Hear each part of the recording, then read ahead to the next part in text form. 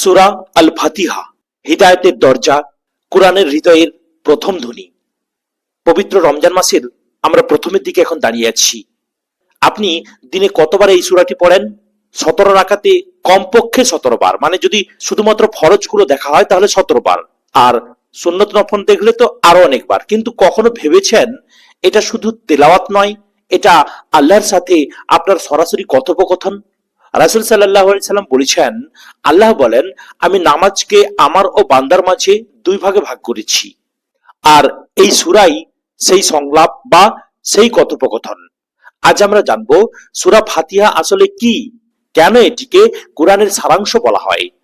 সূরা ফাতিহা কোনো নির্দিষ্ট ঘটনার কারণে নাজিল হয়নি, বরং ইসলামের শুরুতেই এটি নাজিল হয়ে আমাদের শিখিয়েছে যে আল্লাহর সাথে সম্পর্ক কেমন হবে। হ্যাঁ ভাইরা, আল্লাহ সুবহানাহু ওয়া তাআলার সঙ্গে সম্পর্ক কেমন হবে আমাদের, সেটা এই সূরাই আমাদের শিখায়। কেননা আমরা যখন নামাজে এই সূরাটা আমরা বলি, তখন এক পর্যায়ে কিন্তু আমরা আল্লাহর সাথে কথা বলছি। ঠিক কিভাবে সেটা একটু পরে আপনাদের বোঝাবো। আসুন এখন প্রথমে এই সূরার একটা পরিচয় বা নাম সমূহ নিয়ে একটু আলোচনা করি। সূরা আল ফাতিহা এর অর্থ কি না উদ্বোধন।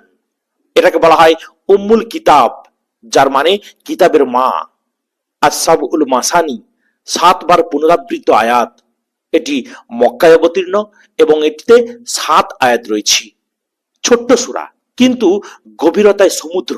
হ্যাঁ ভাইরা, এর গভীরতা এতই প্রখর, এতই গভীর, যেন একে সমুদ্রের সঙ্গে তুলনা করা হয়।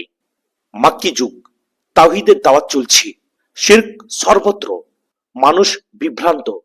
এই সময় আল্লাহ সুবহানাহু ওয়া তাআলা একটা সূরা দিলেন, যা মানুষের হৃদয়কে সরাসরি আল্লাহর দিকে ফেরায়।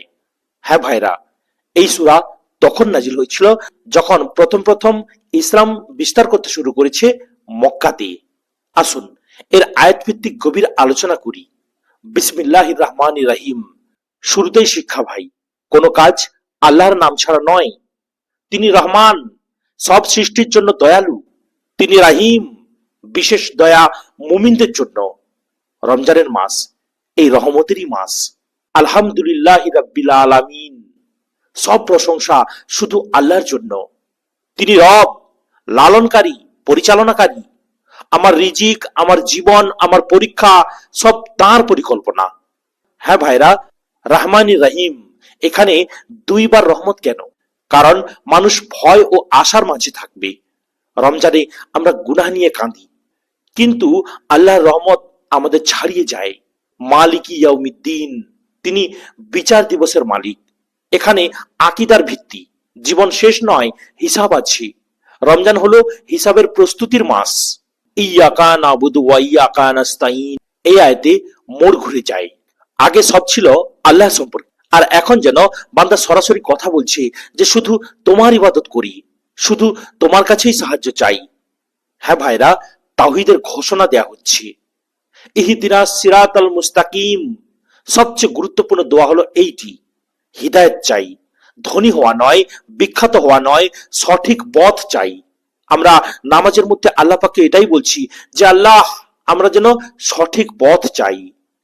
তারপর আয়াত, সিরাতাল্লাযিনা আনআমতা আলাইহিম, যাদের উপর নিয়ামত হয়েছে, নবী, সিদ্দিক, শহীদ, সালেহিন।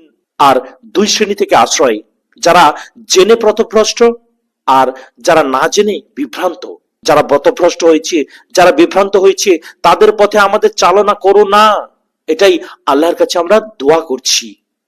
হ্যাঁ ভাইরা, রমজান মানে কোরআনের মাস, আর কোরআনের দরজা সূরা ফাতিহা। এই মাসে প্রতিবার যখন নামাজে পড়বেন, মনে রাখবেন আপনি আল্লাহর সাথে সরাসরি কথা বলছেন। ভাই, যদি আল্লাহ আজ আপনার দোয়া কবুল করেন, আপনি কি চাইবেন? ধন সম্পদ নাকি সোজা পথ? সূরা ফাতিহা আমাদের সেটাই শেখায় যে সবচেয়ে বড় নিয়ামত হলো হিদায়াত। এই সূরা আমাদের এটাই শেখায় যে আমাদের ধন সম্পদ চাওয়াটা আসল কথা নয়, আমাদের আসল কথা হলো আমরা যেন হিদায়াত প্রাপ্ত হই। হ্যাঁ ভাইরা, ঠিক এইভাবে প্রত্যেক দিন একটা করে সূরা এই রমজান মাসে আমি আপনাদের সামনে তুলে ধরবো।